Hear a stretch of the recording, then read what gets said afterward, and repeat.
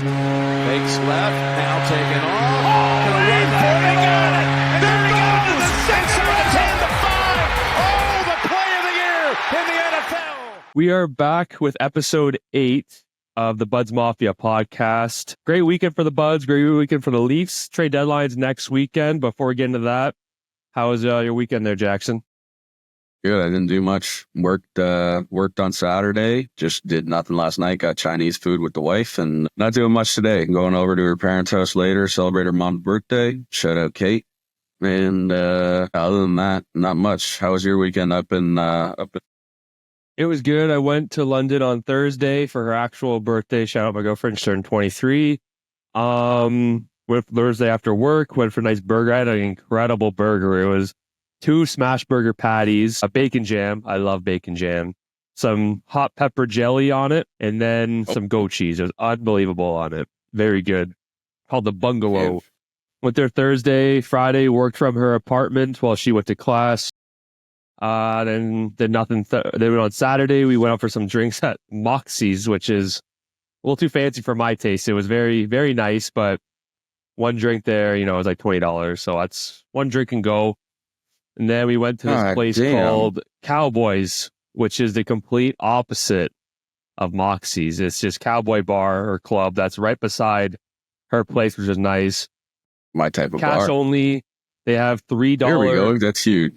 $3 Miller Lights, $3 cow bombs, which they basically, I was like, what's a cow bomb? It's basically a cheaper or off-brand market of like a Jaeger bomb. They show me the bottle. It's basically like a fake Jaeger and Red Bull. And they just had 100 they had like 4 different bars. There's a huge place. And they just had like each bar had like 100 just pre-made of these cow bombs. And it's just $3, just hand them a toonie and a loony, and you're set to go. We went there for a bit, and then we're getting old, man. Like I'm turning 25. Like it's just like that's not my cup of tea. I can't do that type of shit no more. I was talking to my coworkers. I was on afternoons this week, so I was working till 1 a.m. And I was talking to my coworkers at like midnight one night, and almost all of them are probably 10 to 20 years older than me. And then we were talking about hangovers, and they're like, "Man, you can't say anything." I was like, "What?" Like, it's even going out now. Like, I've never been a huge going out guy. Like, when I lived in Toronto, I couldn't stand we get to the club at like 11 p.m. It's like, that's dude, horrible. I don't know. I'm just give me a sports game. Give me give me a fire outside. Yeah, give me this like anything. Give me a fire outside, little projector with a game on, and I'm laughing. I don't mind. I like going on earlier. Like, Leafs already scored. Domi, baby. Domi? Yeah, sir. And he's been playing really good. So we're recording this Sunday afternoon. Again, I just got back from London with Jackson working afternoons for the next few weeks. It just makes sense to record on Sundays. And Leaf game, I completely forgot I was at 1 o'clock till you texted me right beforehand. So you will see me doing this as I have the TV right beside me right here. So we'll be doing that. Yeah, I had to get Tay to turn the TV off because it was messing with the Wi-Fi a little bit. So I'm relying on you for updates. Yeah, I'll keep us updated. So hopping in right into Leafs. We're going to talk about some trade deadlines next week. And we're talking about kind of the trade bait and all that. But back last week on Tuesday, big win versus Boston. That to me is a statement win against Boston. They're just trying to figure something out. They're just trying to claw back. And I think the Bruins are done now. I think it's just without McAvoy. Yeah, I just think that team's done. 5-4 OT win. It's scary how clutch Marner is being and him not signing a contract. It's so horrifying. I looked this up. So it's the first 3-0 deficit win in Boston since like 1963. And I know it's kind of an ESPN stat where you're kind of breaking down the days and each thing and kind of specifics, but still pretty big. Pretty sure the Leafs won the cup in 63. I don't know if that's good karma or bad karma. But yeah, Stolarz was the MVP. I know he let in 4, but he has made crucial saves. And the things they keep asking Berube, because it's the same thing Boston had, their issues going to playoffs, is who's going to start. I mean, there's a good chance they both start. Honestly, I love Wool, and he has more of the playoff experience. And like his numbers last playoffs, he had like a 97 save percentage. And I know it's a shoulda, coulda, woulda. If he played that game 7, I'm pretty confident the Leafs would have won. And I know that's kind of he said, she said, but whatever. But man, the way Stolarz is playing, to me, I think Stolarz is the game 1 starter in the playoffs. He's playing unbelievable. Going back to the Bruins game, I was in the break room watching that third period. And I had to go back out onto the floor with like 9 minutes left. And I was right after Robertson tucked away the game tying goal. I walk back out on the floor. I look at the forum and I'm like, yeah, 3-3. Robertson just scored. And he looks at me and he goes, 4-3. Pasta just scored. Yeah, and I was like, oh, of course. I was like, oh, sick. Then I was sitting there and I was like looking at the updates on TSN. And it was like 49 seconds left, 4-3, whatever. Leafs lost. And then out of nowhere, the foreman comes up and goes, 4-4, we're going to overtime, baby. I started dying laughing. And then I pulled it up on my crazy phone. Overtime. Crazy over. overtime. Stolarz gets absolutely put in a body bag, and then Marner just rips down the ice and fucking he puts undressed. He undressed. But I had a beer, so I played beer league on Tuesdays in his playoffs, and we got fucking killed. We lost like 8-1. This team, dude, let me tell you about this team. I don't want to say their names or whatever. Not that they'd ever hear this. They haven't lost a game in like 2 or 3 years. I'm not even exaggerating. Like they were the second best team or third best, and we lost 8-1. Like that's regular. Like I don't know how this is fun for them. And they just chirp us the entire game. It's like, you guys suck. It's like, we know we do. We know you do. You guys, they have a guy who played pro on their team. Oh, 2-0. Who scored? Oh, Timmins scored. Oh, that's big for the guy. Yeah, Tanev's out, so Tim has been sliding. I've always liked Timmins. Yeah, back to this beer league fuckers. They're so good. It's just like, I actually know some of the guys. They're actually great dudes, but it's just like, are you having fun? Are you having fun? Like kicking, like I know winning's fun, but just like it's beer league. Like, come on. But yeah, we were in the locker room. It was 3-0 when we played the game. It was game 8:45, and then we get it, and it was tied. Then we had some beers in the locker room, and then just watched the game. And Marner Magic, baby.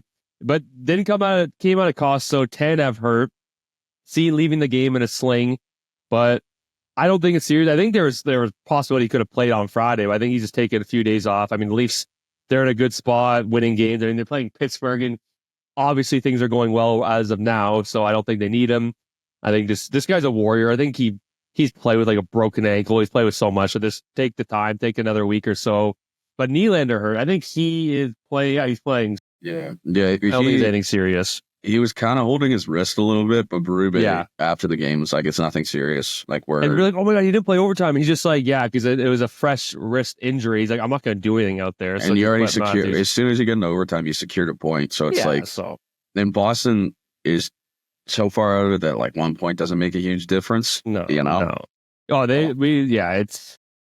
it's crazy though. Like the Lightning, I was looking today, the Lightning are at 74, we're at 76, and then Florida's at 77.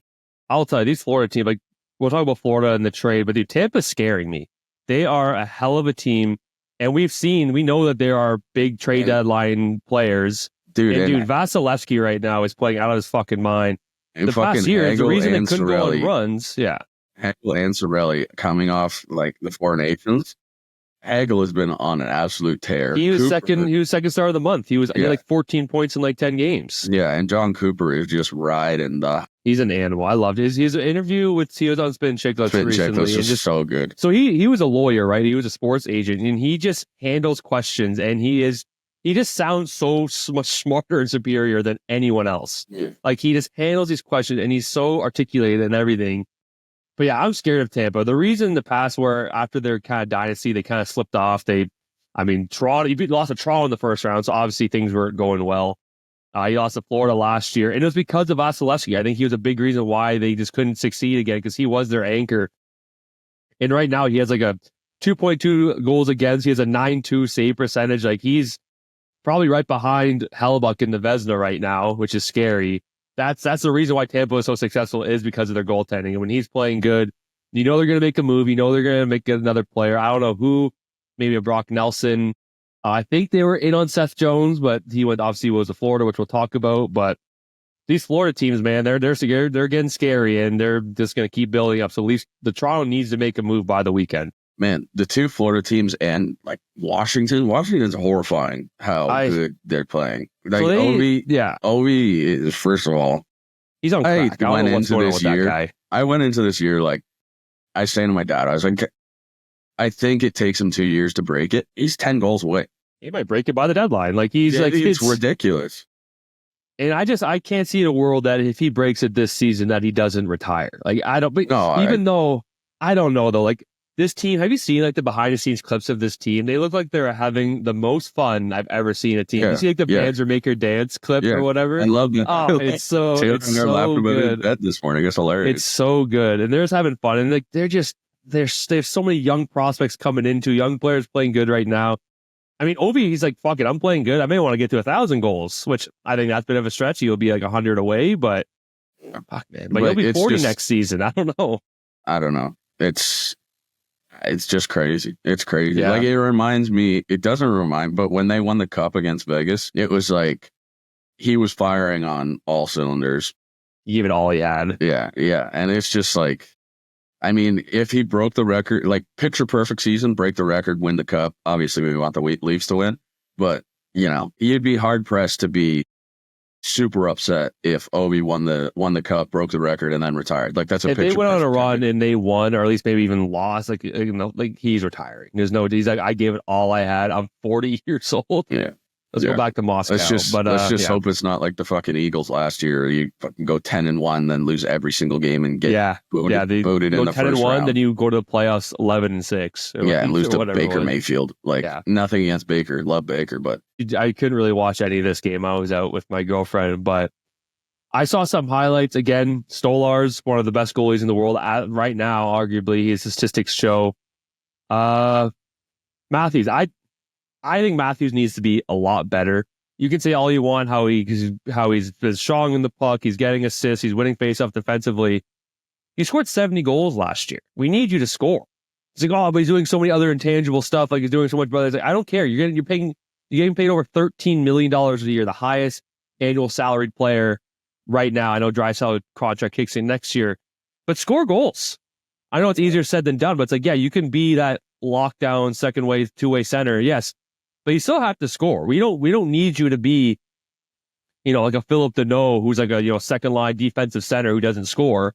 We need you to be Austin Matthews and do all those defensive side things, but also put the puck in the net. Yeah. Yes, you're getting assists, you're creating plays. Well, let's like if you finish, he's gonna finish the season below 40, which has never happened, or at least not in a long time. Yeah, it's just a weird year for him, right? Like the injury and everything, but like arguably he's playing well. He's just not putting the puck in the net.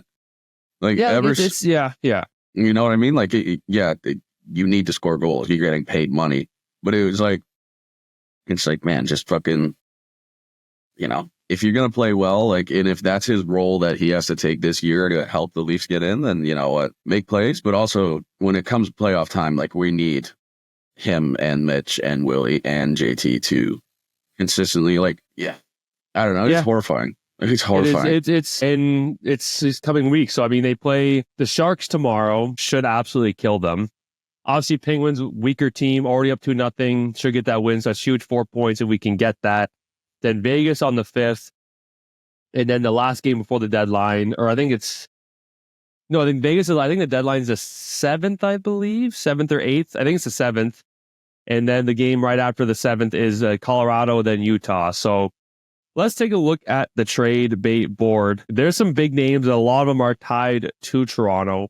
The number one still on the trade bait board is Brock Nelson, 33 years old. He's 38 points, 58 games. He's a UFA next season. He's making $6 million. I don't know. Lou Lamoriello is such an old fuck, and I have no idea what he's thinking all the time. Like, he honestly would rather trade his top star defenseman, Noah Dobson, because he's an RFA, and re-sign his 33-year-old center, who a team would pay a lot of money, or at least give a lot of assets to get him. So I don't know. If I had to predict where he would go, I would say Tampa Bay. I think they could afford him and have some assets to trade for him. $6 million isn't crazy. The Islanders would likely retain half of that. But yeah, I mean, would I like the Leafs to get him? Yes, because I like the part of the UFA. I know I keep hearing the Leafs want a player with term. I don't know if I like that. I don't know if I want to pay Braden Shen over $5 million for 3 more years after this one when he's going to be 34 next season. It's tough. There's a lot of good names on the board. I'm seeing Brock Boeser too, who is going to be a UFA after this year. He wants to stay in Vancouver. He had a career year last year with 40 goals, but it's one of those teams where they're right on the bubble. Vancouver is in the last wild card spot in the West.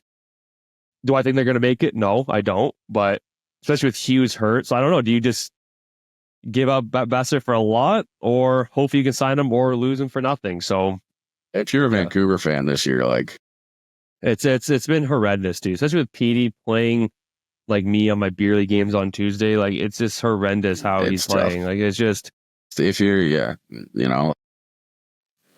it's just it's ridiculous. Yeah, and then you got Mikko Rantanen, which that's wild. This I don't think he's gonna. I don't think he's gonna get traded.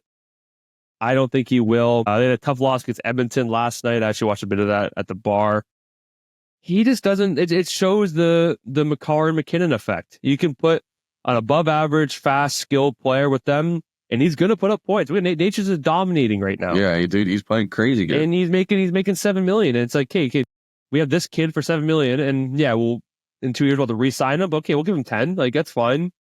I don't think he'll demand that much because he hasn't really accomplished as much as Rantanen has accomplished. But like, if I'm Colorado, yeah, why would I give that guy $14 million? Like, I don't.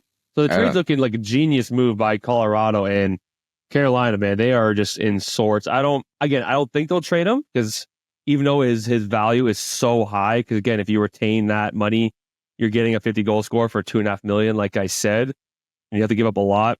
I'm seeing a line of Toronto because Toronto's in the mix for him, and you'd give up a haul for him. And it's basically also, you can't re-sign Marner, okay, then you give the bag to Rantanen. But that's also a big if you don't re-sign Marner. And like, who says Rantanen wants to sign with you if with other money? Why? Who says he wants to be in a big Toronto market? Exactly, especially with the income Toronto tax market, and everything. Huge taxes. Plus, yeah, he doesn't have chemistry like Marner has chemistry on the team. Like, it's just it's people were shocked that Marner and Tavares couldn't have come up with a deal yet or a Knives by deadline, but it happens. It's players want to see their value. I mean, if someone, say like Columbus or someone offers Marner $15 million, why would you want to go to, I know they're playing really good right now. They're probably going to make the playoffs. He doesn't want to sign $15 million in Columbus. Like, I don't know. Yeah. So I don't know. It's going to be interesting. Some other names on this list. Braden Shen, like I said, definitely tied to Toronto. But again, he has 3 years left at $6.5 million. He's got chemistry with Berube. Obviously, they won the Cup together back in 2019. Scott Lawton, I'm hearing him name a lot with Toronto. Only $3 million, but again, it's probably have to give up a first for him, which I don't know if I want to give up a first for a third-line center. And another big name is who was just traded with Seth Jones to Florida. He was pretty open about wanting to get traded out of Chicago because it's a dumpster fire in Chicago. He was traded to Florida for Spencer Knight, who's a top goalie prospect who obviously he went to that NHLPA, I think, addiction program, and he's come out better on the other side. And he's having a great season. Like, he was one of the best goalie prospects in the world at one point. And he's like, if you're drafted a first round goalie, that means you're pretty good. It's rare to draft a goalie first round. And he's playing great. And so Chicago gets their goalie of the future and a first rounder. And people were worried about the retention Chicago would have to get.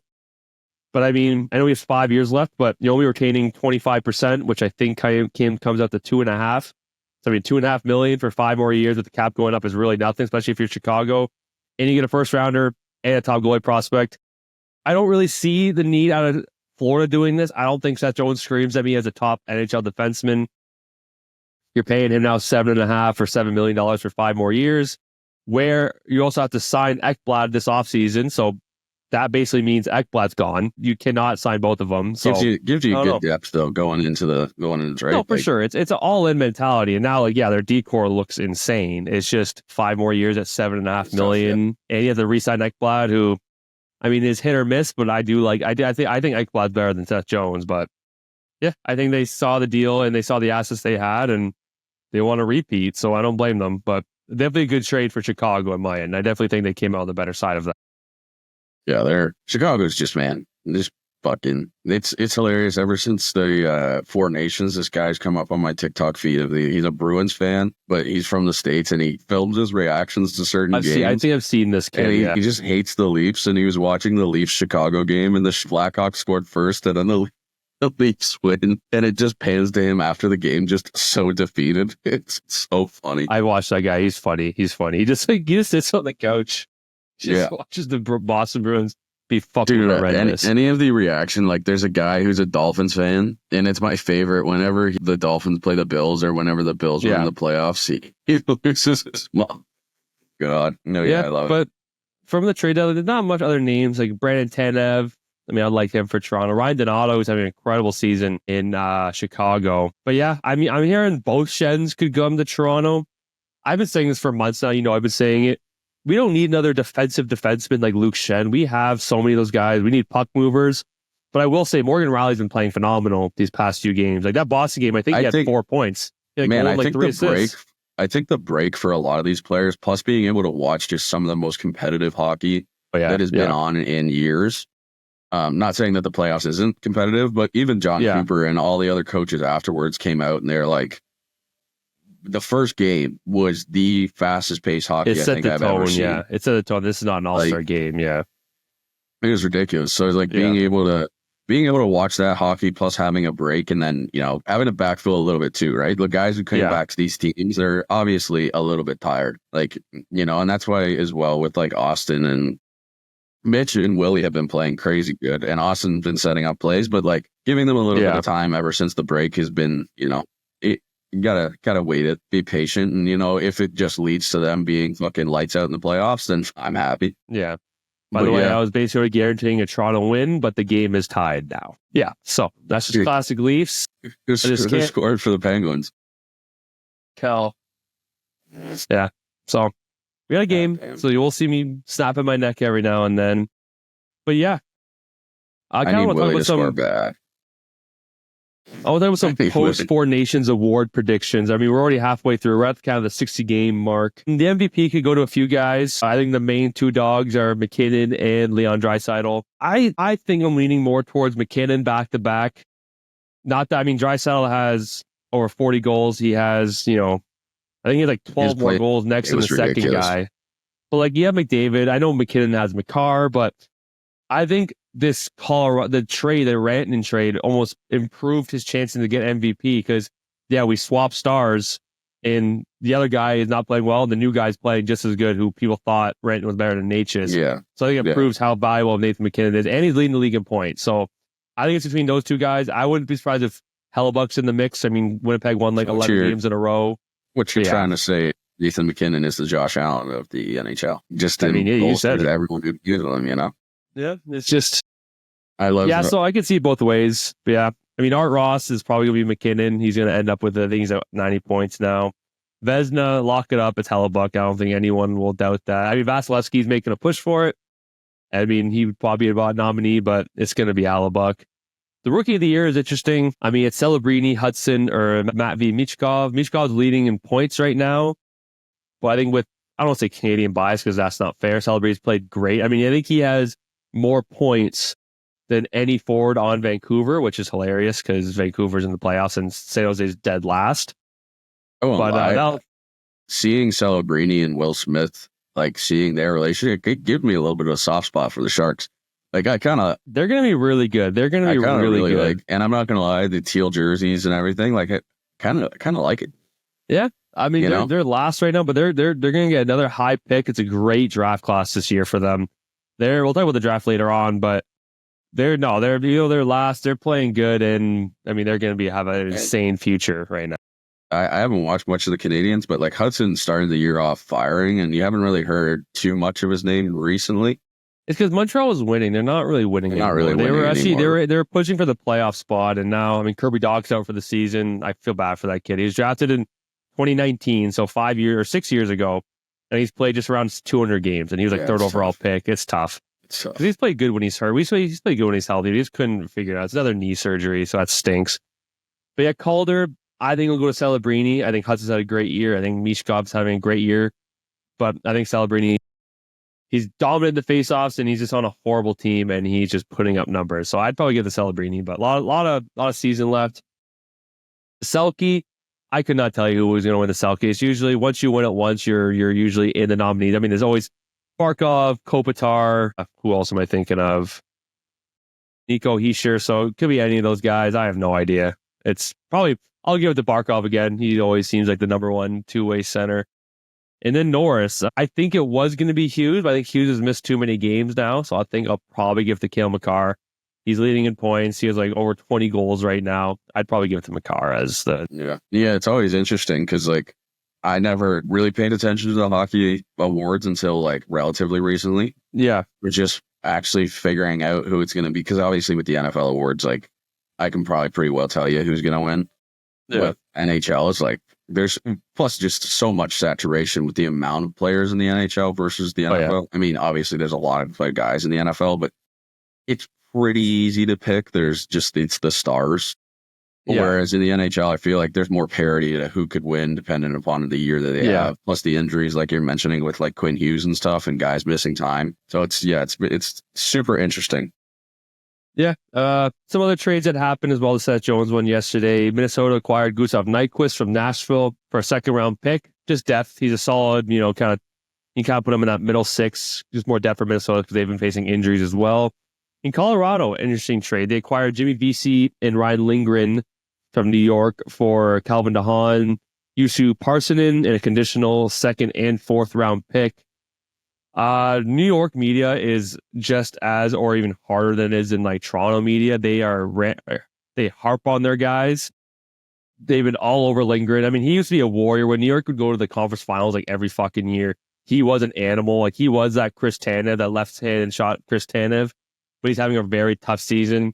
And he makes like 4.5 for a few more years. So it's probably, people were shocked that Colorado gave up a second for him. But I feel like sometimes in these oversaturated markets where you have way more media attention, sometimes just a change of scenery, especially for guys who have been there for so long. Like that's what worries me about the Leafs a lot, is that guys who have been there for so long and constantly face a ton of criticism because it's just so much bigger in certain markets, right? Especially the Canadian market. And then when you get kind of the upper states, like the northern states, that's where it's really like more saturated with the media. It's just like it becomes more of a thing of like, I think sometimes these guys just get so done with it, and maybe a change of scenery for them would be good.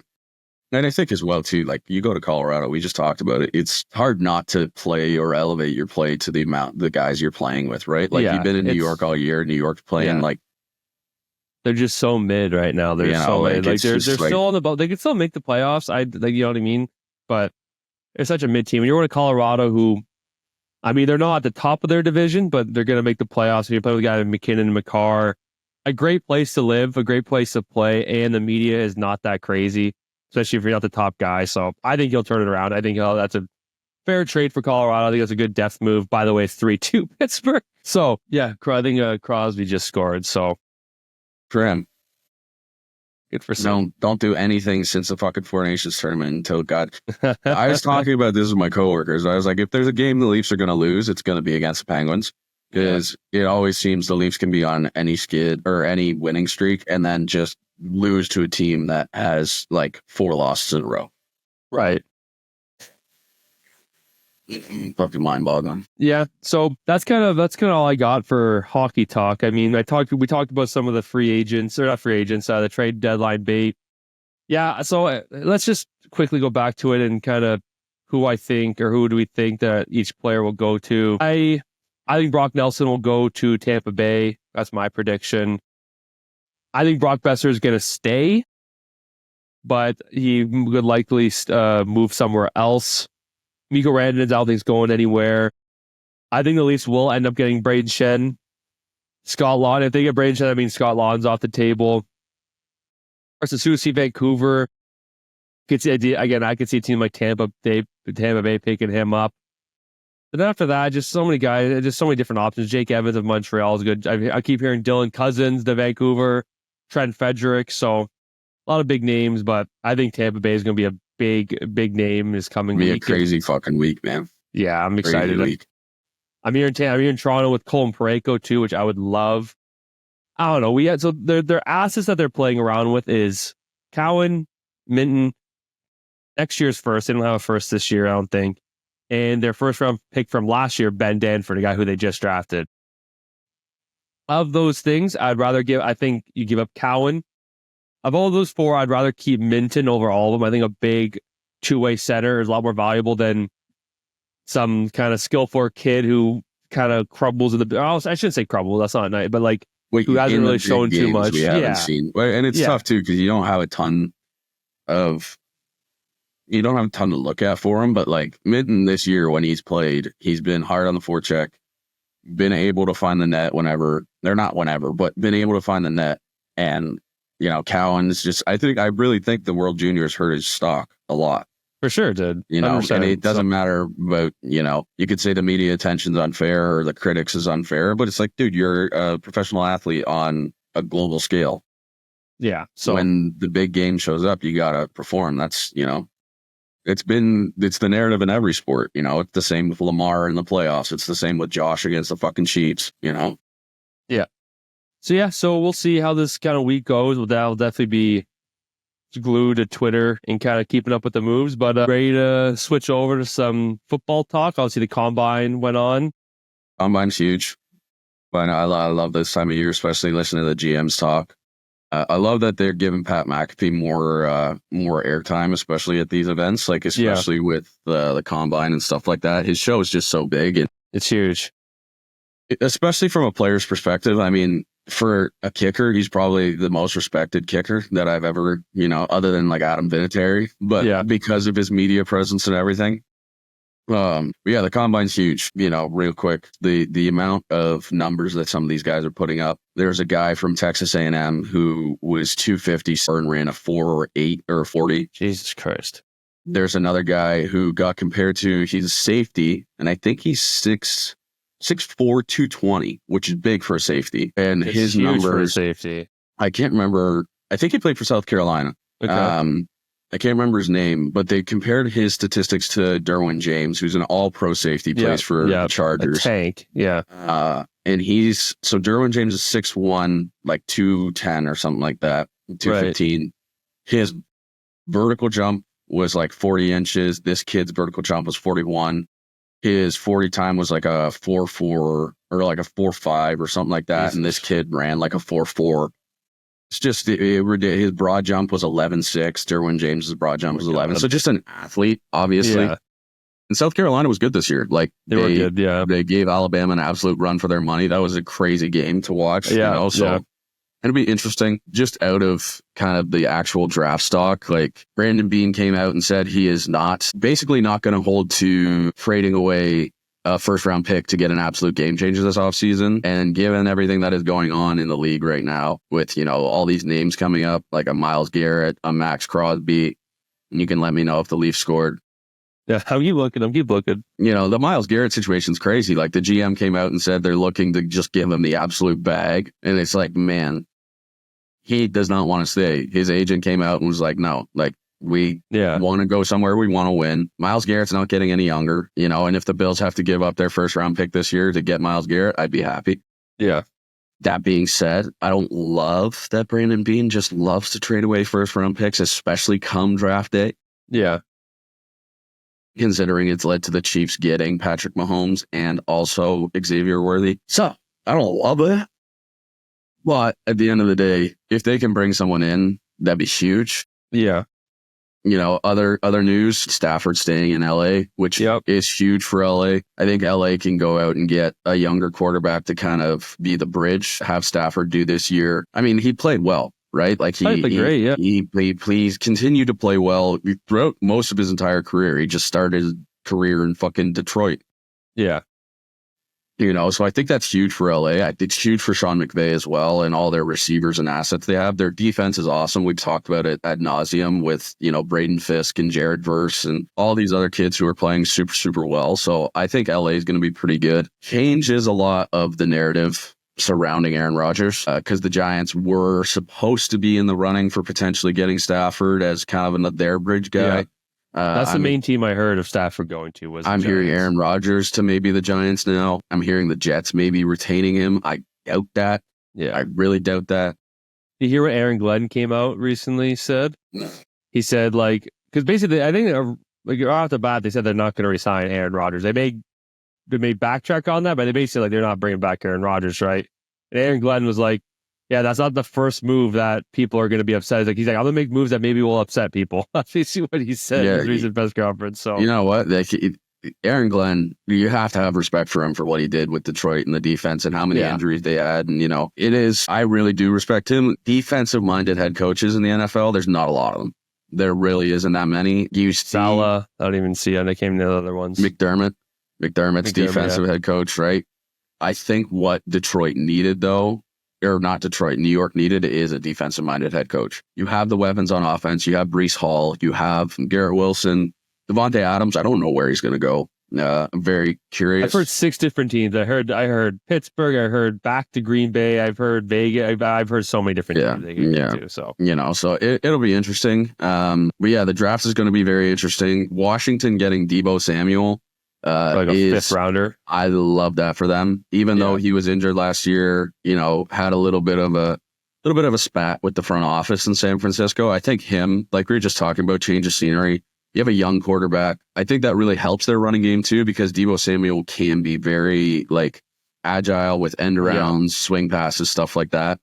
He's got to lose some weight, but it also opens up Terry McLaurin a lot, right? Like for sure, having an actual number 2 that Terry McLaurin obviously they're number 1, but having an actual number 2, like they had Diami Brown, who great, but also at the same time it's like, man, you need, especially given Jaden Daniels and how far he took them this year, it's like you get that extra piece, you're looking to be a lot better, So I love that move for Washington.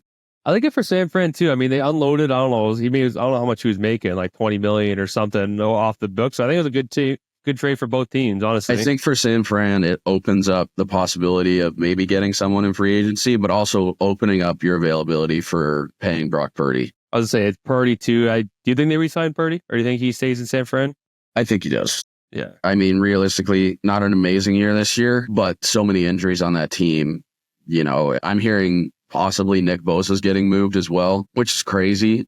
It's like these teams, they have one down injured year, and they're like, oh, let's just trade our best player. Like, it doesn't mean I don't get it. I mean, for San Fran, it's like you kind of got to look at what they did in previous years. So it's like, you've been to the Super Bowl a few times. You've been to the playoffs almost every year other than this year. So it's like, you got an aging George Kittle. You got Brandon Ayuk, who's coming off an injury. You got Christian McCaffrey, who's coming off an injury. It's like, at the end of the day, you kind of got to make these moves for your future. And making these moves makes it make a bit more sense, especially when you're looking at now you got to pay Brock Purdy, whose stock has gone down. So you're freeing up that cap space. Yeah. Really is like, do you sign Brock Purdy to a long-term extension? I mean, realistically, I feel like if you're a San Fran fan, like there's no other real quarterbacks that you really are looking at in free agency that you want to bring in, and you're not drafting someone.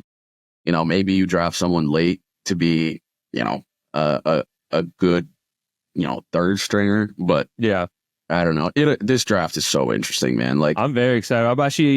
I was going to bring it. So I have the mock draft, kind of the most recent one, and I'll say respected one, most one that I'm seeing most often.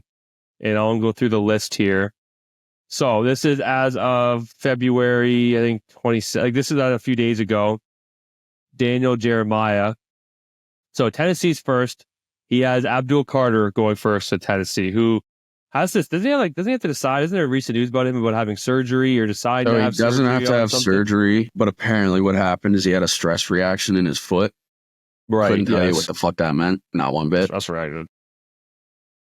But yeah, it doesn't have to have surgery, which is huge for him. People are comparing him to Micah Parsons. Yeah, both with Penn State. Played for Penn State. Same kind of agility, good on the run, can get to the quarterback. So yeah, that'd be good. I'm just so interested with the quarterbacks, man. I know. Shedeur Sanders not throwing during the combine to me is wild. And his statement that he came out and made, and I respect it, but also from a team's point of view, he came in and said, I played at Jackson State and turned that program around, the HBCU that he first played at with Dion, and then went to Colorado and turned that program around. And it's like, yeah, you were a part of turning that program around, but also the amount of other players that were on your team. It's like, you can't just say that was you. Yes, you played great.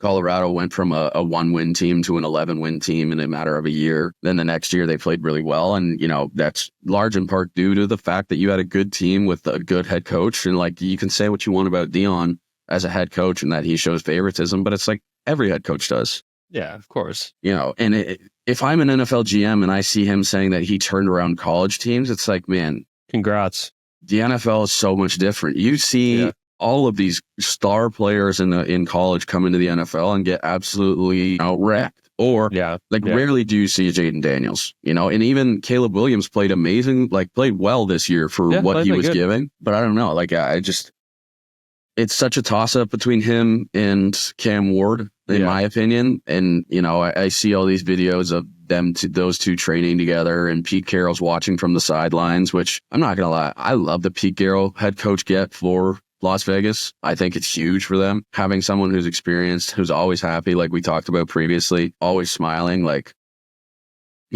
think that's really big for them. But it'll be really interesting because I think Tom Brady has a lot more of a hand in things than people want to say. Yeah. Considering, Mark Davis is a good GM or owner or whatever, but it's like good looking Tom guy too. Has the experience. Yeah, super good looking. He looks like John Daly if he never played golf. That's horrible. But yeah, I don't know. This year's draft in the combine is going to be huge. It'll be interesting to see what the Bills do. My intuition right now is they either trade away that first round pick and pick up a free agent, or they go out there and get an edge rusher. I don't think the edge rushers that I want will be available come the 30th pick. I would love a Trayvon Walker, obviously Abdul Carter. I don't think he's going to make it past 10 picks. I don't think so. But yeah, this year's draft class is really, really good considering. Well, so I'll keep going down the list here. So this guy has Cam Ward going to Cleveland, 2nd overall. They have the Giants selecting Travis Hunter, 3rd overall. They have the Patriots picking up Will Campbell. I think it's a great move for them. I mean, you have Drake May. You're getting basically the next Joe Alt in this year's draft class. I think it's a great move for Patriots. Jacksonville, Mason Graham, another D tackle from Michigan. He's so good. Yeah, he's really good.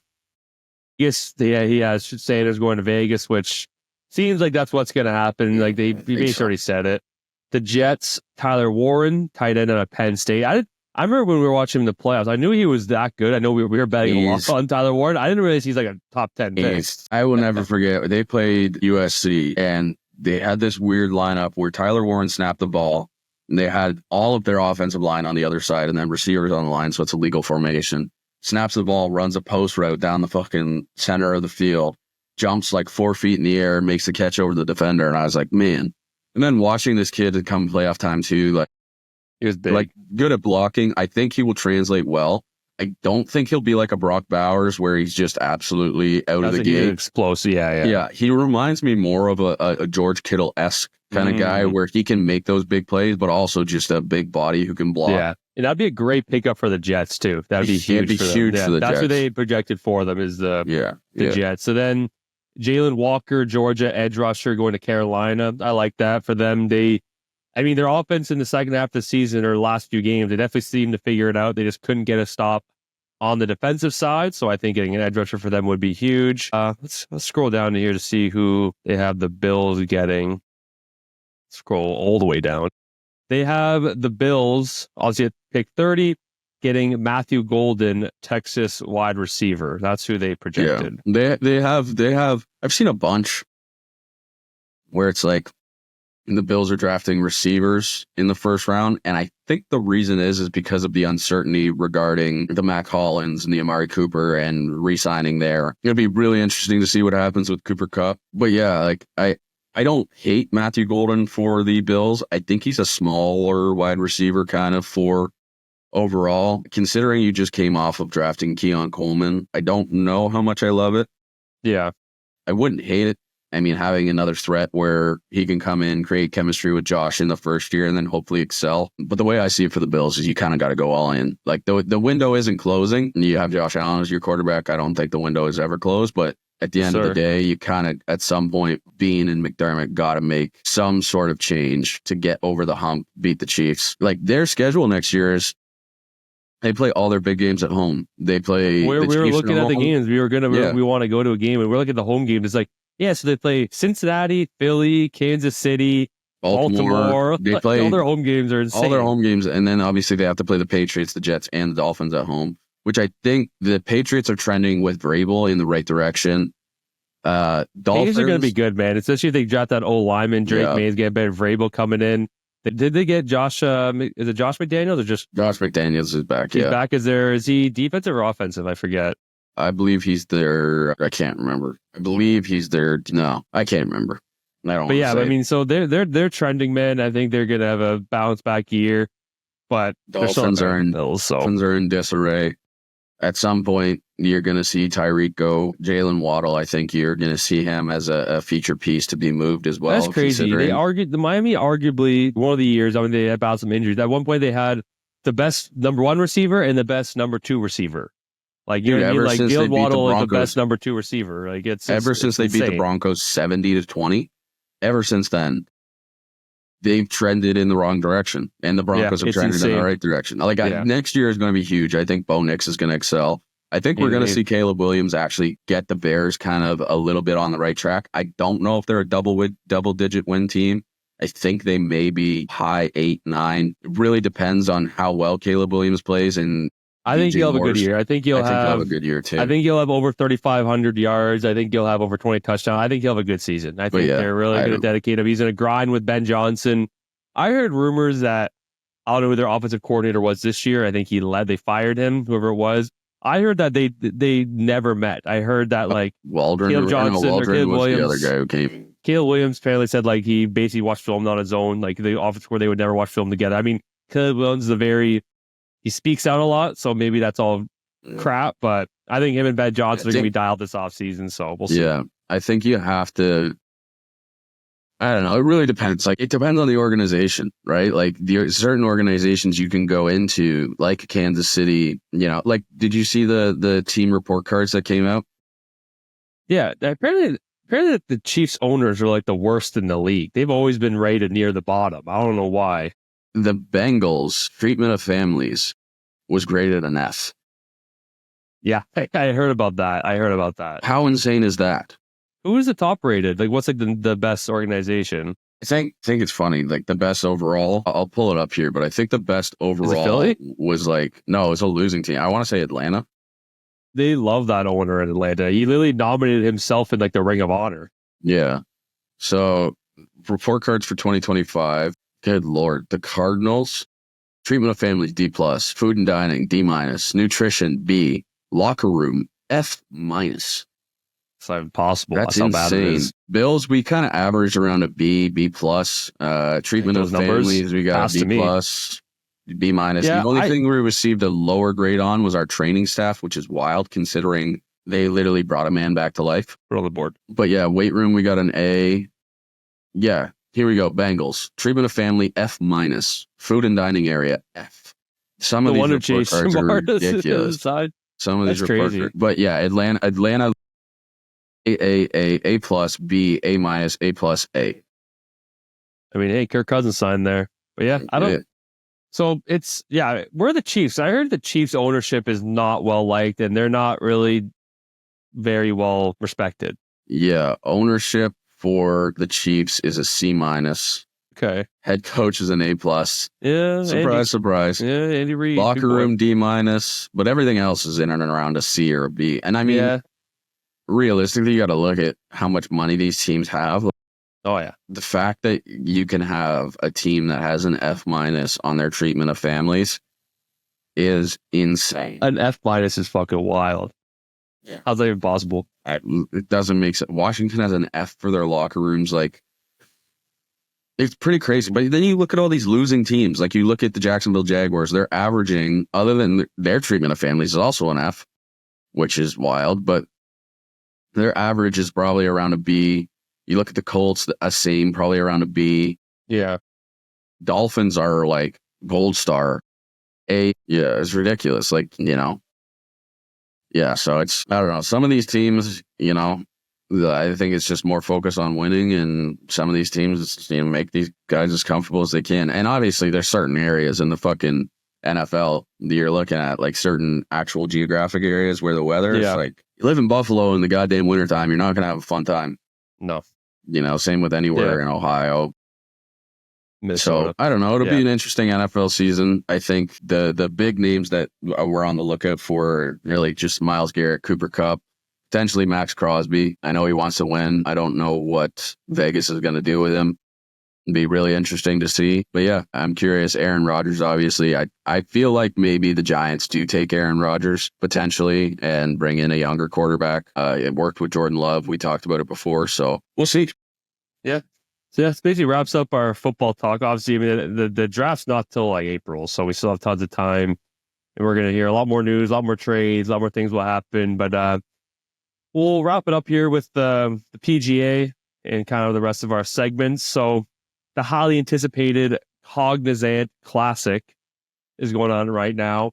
I watched a bit of it. Exciting round one. Jake Knapp or Jake Knapp? Knapp. Yeah, he's still Jake in the Knapp, lead. who's a 59, and he had a putt for a 58 that he missed. So, I mean, he was like the 13th player ever to shoot a 59 or something like that. 15th player in PGA Tour history. That's crazy. So right now he's leading at 16 under. We obviously, because we're filming this on Sunday, so we won't know our results. We're 2-2 against each other. Let's see. I'll go by each guy. Luke Clanton, man, top 5. He's secured his PGA card. He's been playing phenomenal. Huge. I have Shane Lowry, who is tied for 14th right now, who is 3 under on the day on hole 17s. Huh? 12th. Is he? Oh, there you go.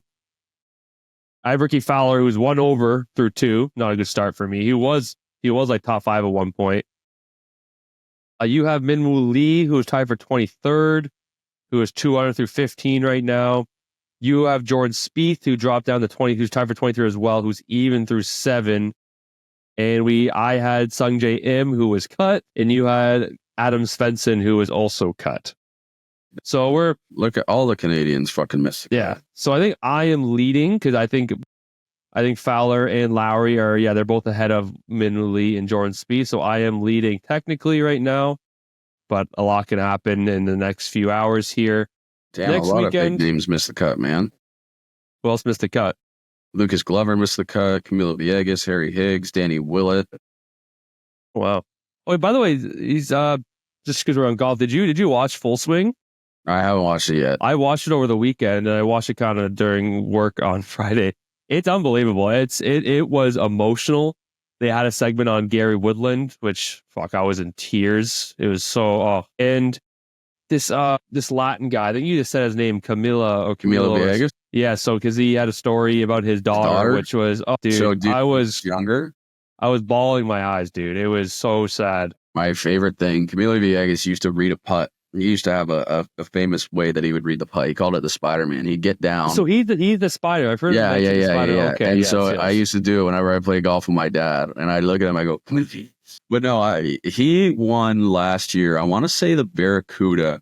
It's one of the tournaments when they go over and do the Champions? The British Open. Oh, the British Open, okay.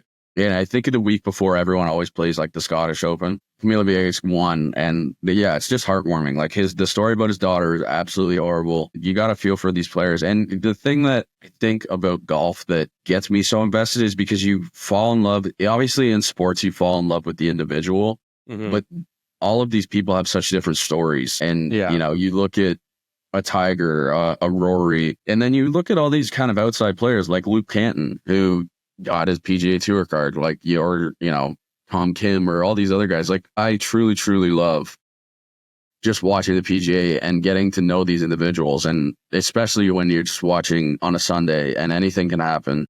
Yeah, I'm so pumped. Like, especially Masters in April, could not be more excited. Yeah.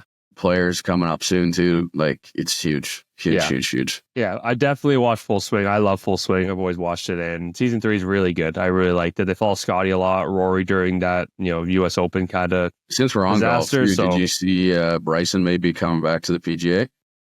I did not know about that. That's crazy. Yeah. Well, it's potential because apparently his contract with Liv is up soon. He was supposed to be signing his extension, which would have been like upwards of like $200 and something million. And I don't know. I think the fact that this deal still has not gone through, and these players are realizing that, they can't secure those points. If you've won these events, you can get into the majors, but just the actual feel of golf at these PGA events versus the LIV events is crazy. And especially, you have the certain cliques within the golf world that the LIV has kind of divided people a little bit, and obviously you still see guys talk, hang out, like the whole thing about Brooks and Rory, and then they play fucking practice rounds together at the Masters, or Bryson and Brooks. I miss watching. The only two players I really miss watching on the PGA Tour, and when I get excited about the majors, is Brooks and Bryson. Brooks is, you can hate him, but the way that he strikes the ball when he is firing on all cylinders is one of my favorite people to watch. And you can't not love watching Bryson just absolutely pump drives, and then he has 170 yards in, and he's like, oh, it's a 9-iron. It's like, yeah, sweet. Yeah, my 9-iron goes 130 on a good day. Yeah. So we're going to keep an eye on this Cognizant Classic. We're tied 2-2 right now. And next week, definitely probably the lowest field we've seen this season, but we're still going to do our drafting. It's the Puerto Rico Classic, one of my favorite events of the year. We had a discussion before this, so I think you thought that whoever wins picks first next time, but we've just been going back and forth who gets first. My bad. End up calling you out. I'm confident. I'm not just saying this. I think you picked first last time because I would have picked Jordan Spieth first if I would have had the first pick. That's just my point. And then I picked Shane Lowry, and then you picked Min Woo, then I picked Ricky. So I think you picked first last time. You can pick first. I mean, it's not a crazy field, so I'm not really sure why. I'm more just picking guys who I know in this field. I'm gonna pick a guy who's actually been playing better recently, playing consistent, making cuts. Not like top 10, top 5 finishes, but I'm actually gonna go with Joel Damon. I think he's been playing well. He's tied 15th right now. Again, he's making cuts. He's not dominating, but he's playing good golf, and I love Joel Damon, so I'll pick Joel Damon. A second, I'm having trouble finding the field again. There's not a lot here. There's only one other guy who I think I'm gonna pick. Let's see. Harry Higgs, Thurston Lawrence is good. I mean, you have Adam Svensson again. Damn. All right. Give me offense to these guys. But maybe fucking win a goddamn PGA Tour. It is a shot. You know what? Give me the Scottish boy, Russell Knox. Don't even know who that is. Yeah, that's going to be a tough pick. It's a tough first pick. Mine, it's making him a shock, but he is a YouTube golfer, but he is a incredible YouTube golfer. I'm going to pick Wesley Bryan. Give me Camilo Villegas. All right. And then finally, what other people I know here? I'll pick Adam. Okay, give me Adam Schenk. All right, so Jackson has Russell Knox, Camilo Villegas, Adam Schenk, and I have Joel Damon, Wesley Bryan, and Adam Svensson. Poppy scored. Let's go. Oh, that's huge for the program. I have so many anytime bets with Matthews in it right now, so that's huge. Considering we were just kind of shitting on him a little bit. He heard us. He knows we're doing this. Friend of the program. So yeah, ending up, we're just going to talk about betting. We'll do our betting one first. So lock of the week. We are, let's see, we are both 1-6. Did you win last week? So we're 1-6. Let's see here. So my bet today is I got Austin Matthews anytime. Cash it right now. Mitchell Marner a point, which I don't know if he might have a point on some. Oh, he just got a point. So I'm 2 down. And Nylander 3 shots. So let's see how many shots he has right now. So I'm already looking very nice. Not looking like a lock whatsoever. Nylander has 1 shot, so 2 more shots for Nylander, and then we're in the books. Finally get another win. But what's your bet? What do you got? I got Leafs, JT anytime goal scorer, which is tough look for the program, and Willie anytime goal scorer, which is tough look for the program. 2 more goals. I just need 2 more shots, so I'm looking good right now. You done? I don't know how it's possible. My bet the farm is not done yet. We'll say it already. So I had a massive same game parlay for the Leafs Penguins.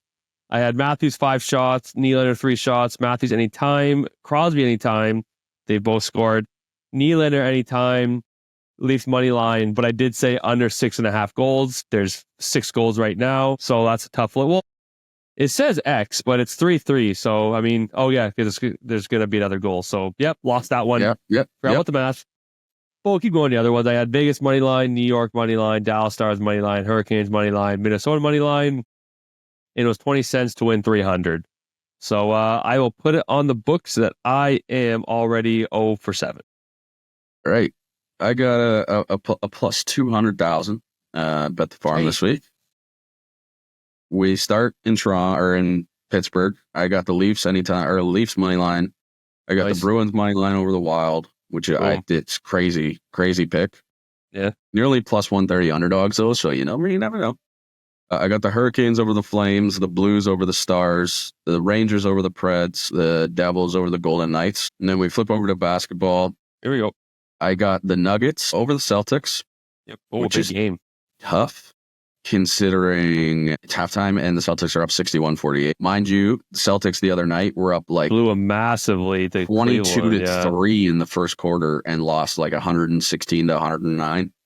So I got Nuggets over the Celtics and Jokic to have 28 points. He's already at 11, so that's not looking too bad.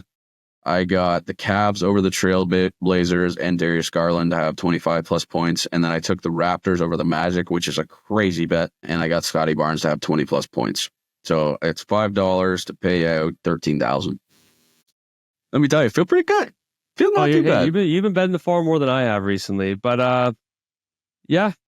So my bet the farm's already done, but my lock of the week's actually looking really good. Just need 2 more shots from Willie, which you have to expect he gets, but you never know. At some point, I'm going to use one of my dad's $100 bets on Rory to win a major as my lock of the week.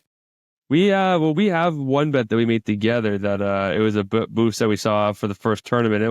It's Rory top 10 at the Masters, Rahm top 10 at PGA, and DeChambeau top 10 at the US Open. So that's a good one. But yeah. My penalty box real quick. Here we go. Yep. I got Isaiah Bond. Tough look for the kid. Texas Longhorns player. Sometimes it's just not worth it to go out and say silly things get silly results. He said he was going to beat Xavier Worthy's 4.2 140 and ran a 4.38. Not horrible. Still really fast. But really fast. He said he said that he was going to beat a 4.21 and also said that if he is running well, he pictures himself running a 4. Yeah, that's just can't happen. Almost a second per 10 yards. Yeah. That's insane. Yep. Yeah, I mean, it's a good pick. Mine is, I hate even bringing up this guy. I just hate him so much. He doesn't, I don't know how this guy gets paid millions to do his job, but I hate Skip Bayless. And recently he came out he said this Four Nations tournament. He's probably the only person who I've ever heard say this. This Four Nations tournament made him hate hockey even more. And he thinks the top NHL players should get paid $2.5 million a year, where the top get paid like 14 right now. Leon Draisaitl. He's just a troll. There's no way he actually believes that. You have like Charles Barkley, you have Shaquille, you have these random ass people, or it's not random ass, these people who don't talk about hockey, raving about the Four Nations. And we saw the viewership. And you're saying this made you hate hockey even more. Yeah, if you're not a fan of fighting, you'll think it's a sport. Sure, then fuck off. I don't care. Watch guys run up a greased up basketball he's also court. just like, ridiculous, fuck off. man. Like, anytime he I hate even talk about him because he's not even being serious. He's a guy who said, and no offense to Johnny Manziel, but he's a guy who said that Johnny Manziel is going to be an absolute star in the NFL, and if the Browns didn't take him first overall, they would be absolutely regretting their decision for the rest of their lives. I think that he'd be a bigger figure in Cleveland than LeBron. Yeah. It's ridiculous. He said, what else did he say? He also said that like a 50-year-old Michael Jordan could beat LeBron. Yeah, it's just crazy stuff. He's just a ridiculous. Yeah, he's fighting for notoriety and attention. And considering everything that's going on at Fox Sports right now, having some crazy takes like that will definitely take the eye away from everything else that's going on, especially with the Joy Taylor situation and everything, which... Yeah. So that pretty much wraps it up. Do you have a play of the week for this past week here? Yeah, I kind of had one going in, and then I realized it wasn't actually a play. That's all right. Hey, fuck off. We'll do anything. Yeah, my play of the week is just going to be Jackson Dart's NFL Dude, combine throws. I feel like he's been going to be raving pretty about good. him for a while. Yeah, you've been raving about him for a while. I feel like he's going to be pretty good. I don't think he's going to be one of the kids who comes in like a Jaden Daniels and just immediately is, rock solid, but I think he's going to be pretty good. And I think he has the arm. I think with the right coaching, he will be pretty good in the NFL. So yeah, it'll be just I think it was one of his very first long throws, like one of his very first go road 60 yards throws in the air. Like he was a bomb. He let the ball go when the guy was like 20 yards down the field, and you're like, holy, and then you wait till the guy catches it, and then you're like, God, it looked like he overthrew him by a mile, but it was perfect breadbasket throw. A lot of deep balls at Ole Miss. Got it up early. Nice bond. That's just, that's definitely my play of the week. Mine's obvious. Mine's just a Mitch Marner goal. Now bouncing puck finds Marner in alone. Mitch Marner winds in, scores! Mitch Marner, overtime winner. I mean, he's just been on an absolute heater. Love seeing him play well. Hopefully he stays a Leaf. I'm pretty confident he will, but the way he's playing, how clutch he's been. I mean, OT winner against Sweden, assisted McDavid on the game-winning goal. OT winner against Boston. Like, you had a crucial moment against Team USA in the gold medal game in Boston in overtime. Like, that's as clutch as it gets. So I'm going with Mitch Marner there. But Leafs power play right now, so we're going to shut it down and watch the Leafs. But yeah, there's been another episode. Make sure to follow Buds and Pucks on Instagram, Twitter, and TikTok, and Buds Mafia on YouTube and Spotify and Apple Podcasts. We are in the works of potentially doing an in-person podcast. It's March, weather's starting to get nicer, maybe an outdoor, maybe some different content. Me and Jackson are so excited for the golf and a lot more competitive matches, and hopefully we're going to record some of these matches. If you have any ideas, comment below on our YouTube or Spotify. And yeah, I would love to do an in-person one. We've never done that. I'm going to do some research in on that. If we can get that done, that'd be awesome. Either at your beautiful apartment or an outside or in my garage. We don't fucking care. We'll do it anywhere. We can figure it out. Use the parents' backyard too. Yeah, so we got tons of options. I mean, it's March. Hopefully weather's going to get nicer. But I mean, the middle of this week was so nice. It was like over 10 degrees and sunny. Now it's back to minus 15. But hopefully we're in the menopause section of the Ontario fucking weather. It's like, I'm going to have a hot flash and then I'm going to get freezing cold. This week's going to be like over 10 degrees on Wednesday, but rain. But we'll take the good with the bad. Might try and go to the sim this week. I know you can't because of your schedule, but we'll get dialed in something soon. And yeah, that's another episode of Buds Mafia, Jackson. See you next time. Cheers, brother. Fakes left, now taken off. Gonna run for it again.